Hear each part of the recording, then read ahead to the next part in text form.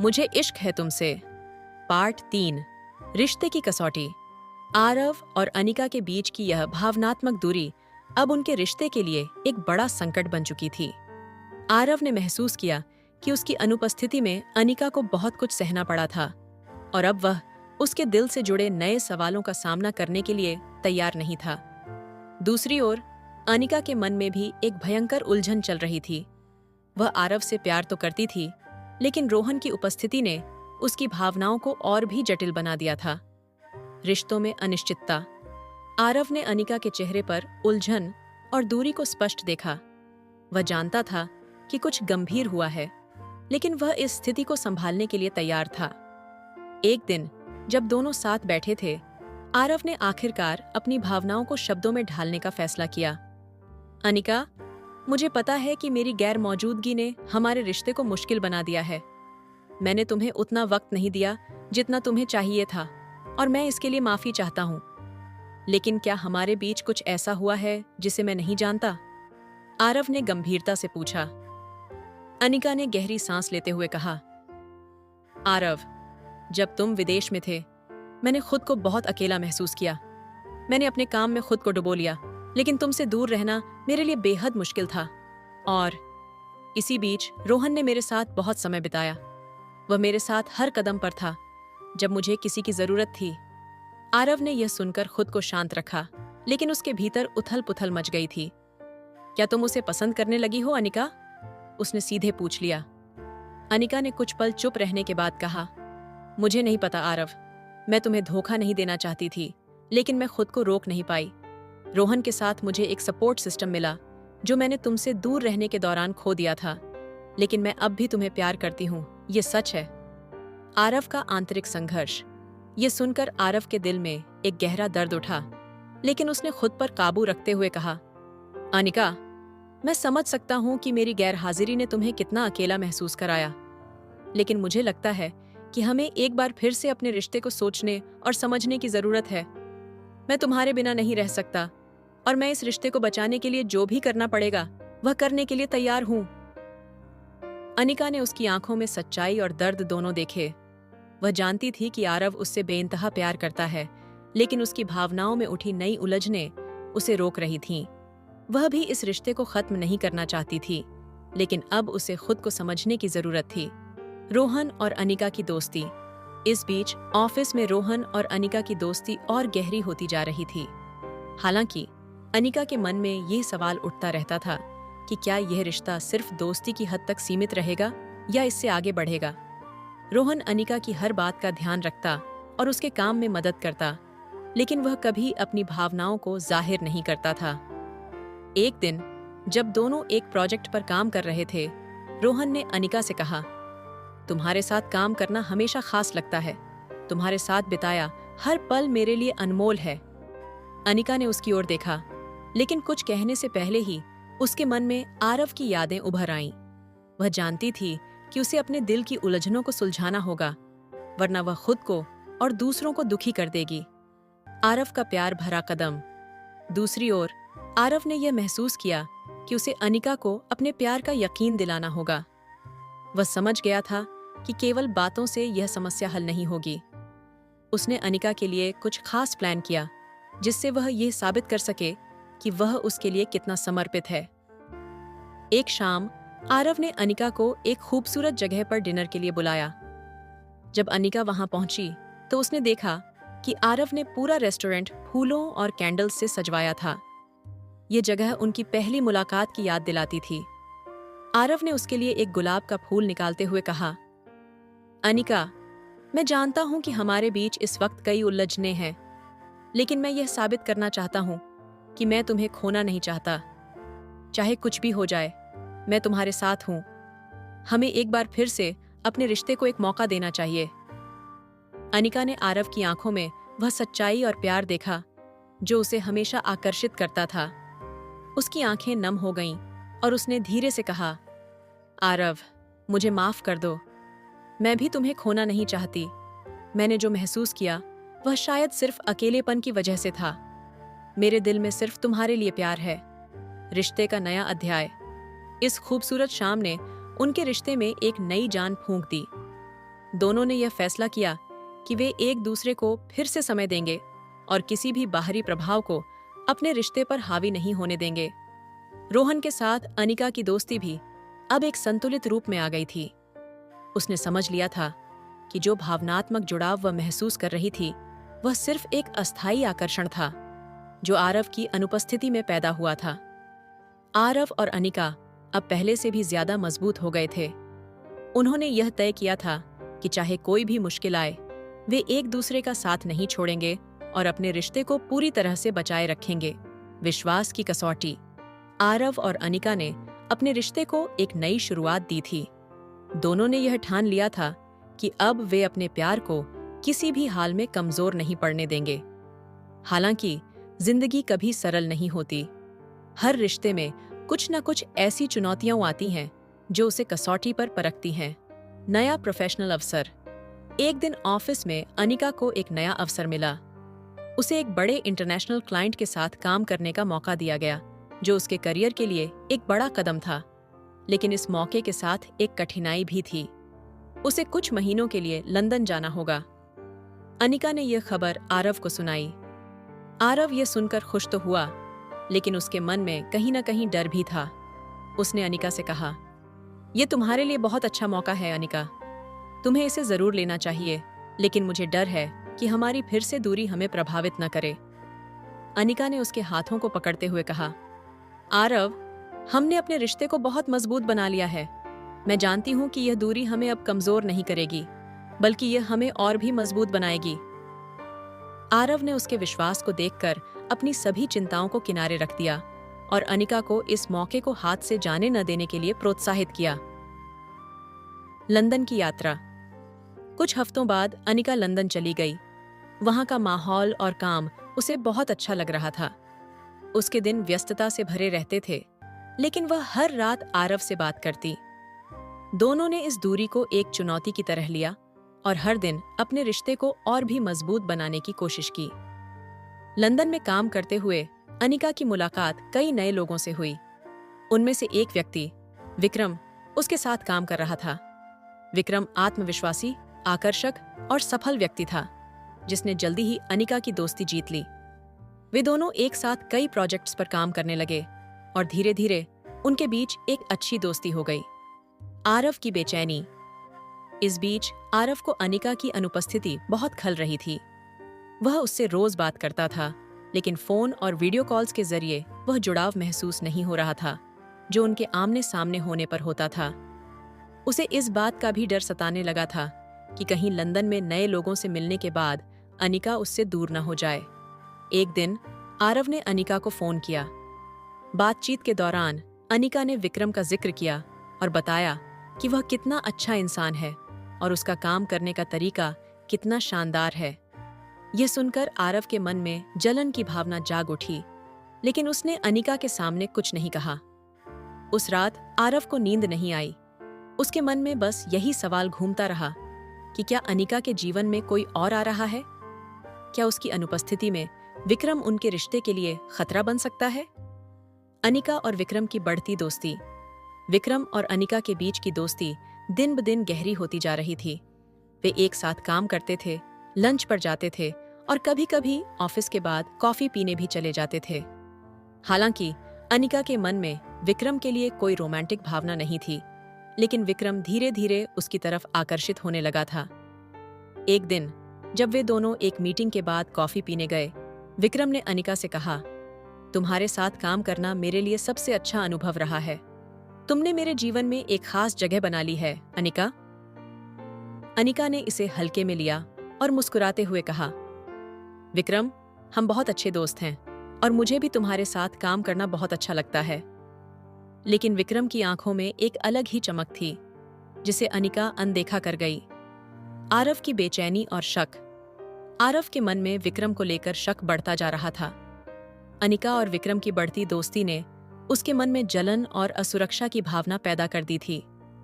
उसने कई बार खुद को समझाने की कोशिश की कि अनिका उससे प्यार करती है, लेकिन उसका मन बार बार विक्रम और अनिका की नजदीकियों की कल्पना में उलझ जाता।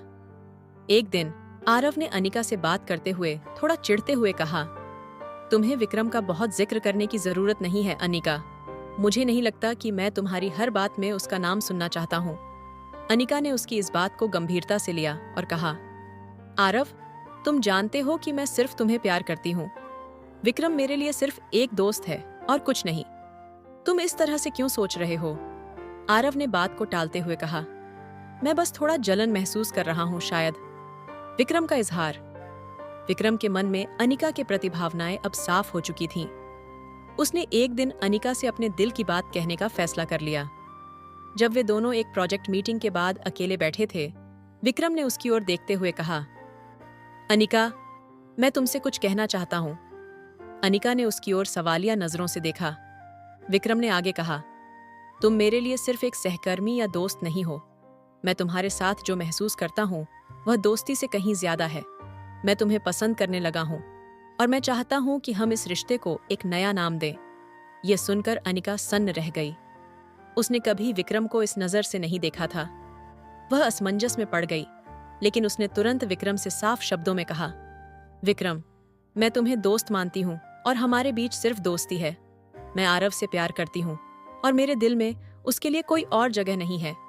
विक्रम ने अनिका की बात सुनकर थोड़ी निराशा जताई, लेकिन उसने यह बात मान ली। इस घटना ने अनिका को बहुत सोचने पर मजबूर कर दिया। उसने महसूस किया कि विक्रम के साथ उसकी दोस्ती कहीं न कहीं आरव के साथ उसके रिश्ते को प्रभावित कर रही थी। उसने तुरंत आरव को फोन किया और उससे इस बारे में बात की। आरव, मैं तुम्हें कुछ बताना चाहती हूँ। विक्रम ने आज मुझसे अपने दिल की बात कही, लेकिन मैंने उसे साफ कर दिया कि मैं सिर्फ तुम्हें प्यार करती हूँ। मैं जानती हूँ कि इस दौरान हमने बहुत मुश्किलें देखी हैं, लेकिन मैं अब और कोई दूरी नहीं चाहती। आरव ने अनिका की बात सुनकर राहत महसूस की, लेकिन उसे यह भी समझ आ गया था कि उन्हें अब अपने रिश्ते को और भी मजबूत बनाने की जरूरत है। रिश्ते की नई शुरुआत। आरव और अनिका ने एक दूसरे से वादा किया कि वे अब अपने रिश्ते में कोई संदेह या दूरी नहीं आने देंगे। उन्होंने यह तय किया कि अनिका के लंदन से लौटते ही वे अपने रिश्ते को अगले स्तर पर ले जाएंगे और हमेशा साथ रहने की दिशा में कदम उठाएंगे। लौटने का फैसला। लंदन में अनिका का कार्यकाल खत्म होने वाला था। अपने करियर के इस महत्वपूर्ण चरण में उसने बहुत कुछ सीखा और अनुभव किया, लेकिन सबसे बड़ी बात जो उसने समझी वह थी उसके और आरव के रिश्ते की अहमियत। वह जान चुकी थी कि अब उसे अपनी जिंदगी में किसी भी तरह की उलझन या दूरी नहीं चाहिए। लंदन में आखिरी दिन। लंदन में अनिका का आखिरी दिन बहुत व्यस्त था। वह अपने सारे काम निपटाने में लगी हुई थी ताकि वह बिना किसी अधूरे काम के भारत वापस लौट सके। विक्रम ने भी अपनी ओर से कोई बात नहीं छेड़ी। वह अनिका के फैसले का सम्मान कर चुका था और अब उनके बीच की दोस्ती पहले जैसी सामान्य हो गई थी। अनिका की फ्लाइट अगले दिन की थी और उसने आरव को सरप्राइज देने का फैसला किया। वह आरव को बिना बताए वापस लौटना चाहती थी ताकि जब वह अचानक उसके सामने आए तो उसका चेहरा देखने लायक हो। रात में अनिका ने अपने बैग्स पैक किए और अपनी आखिरी लंदन की रात बिताई।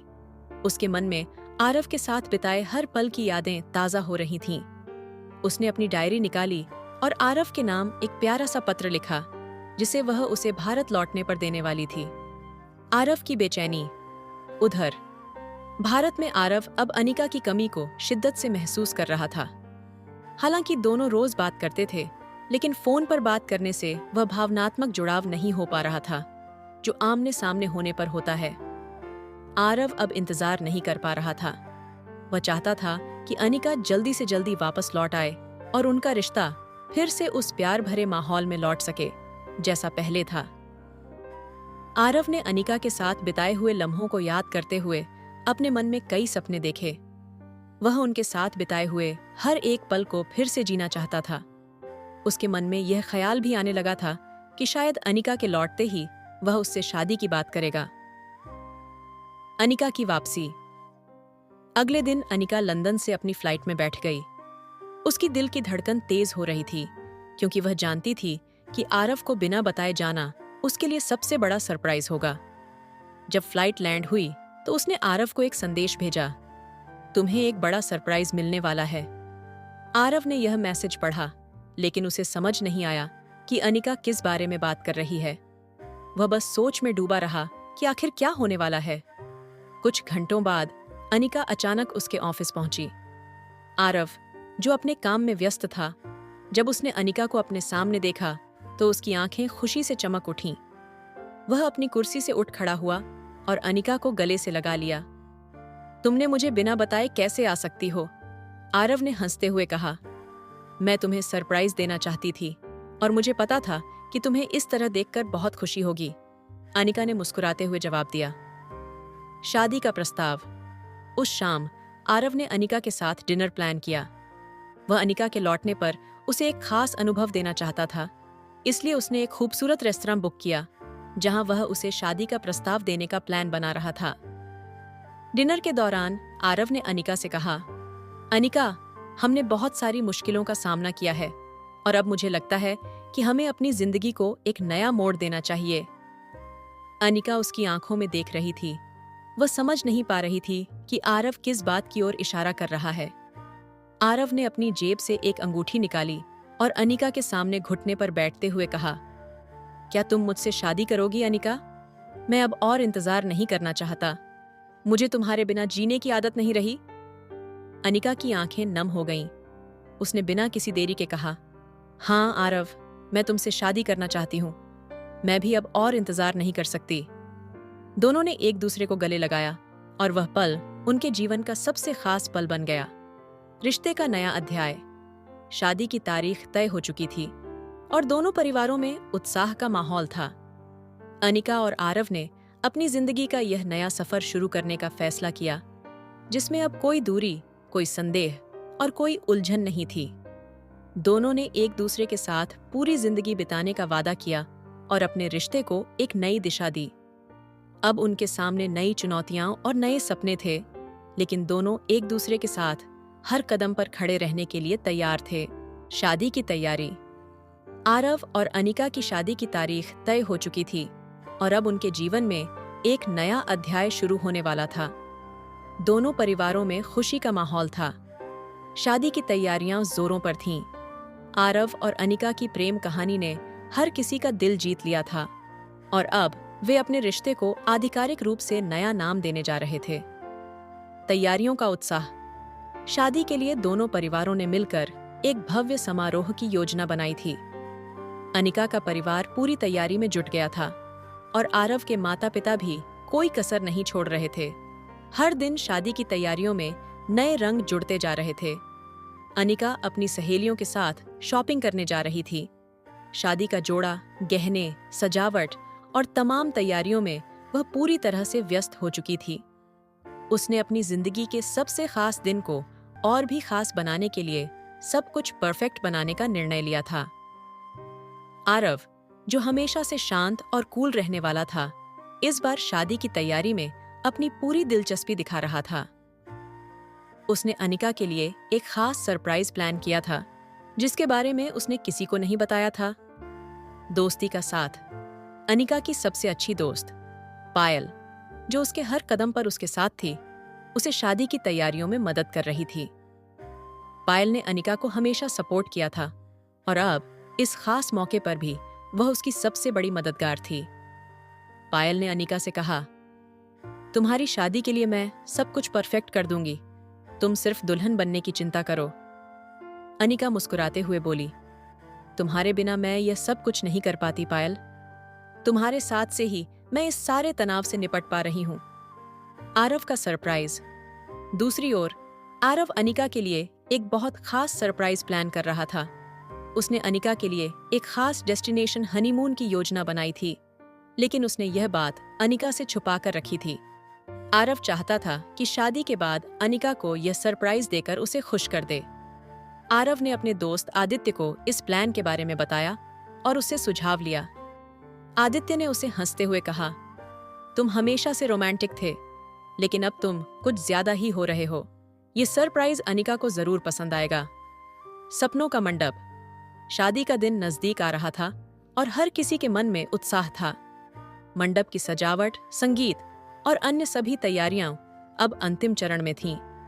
अनिका ने अपने सपनों का मंडप डिजाइन किया था, जिसमें उसकी पसंद के फूल, रंग और थीम सब कुछ शामिल था। कहानी जारी रहेगी। आगे की कहानी अगले पार्ट में। अगला पार्ट जल्दी आएगा। कमेंट में जरूर बताएं कि आपको कहानी कैसी लगी।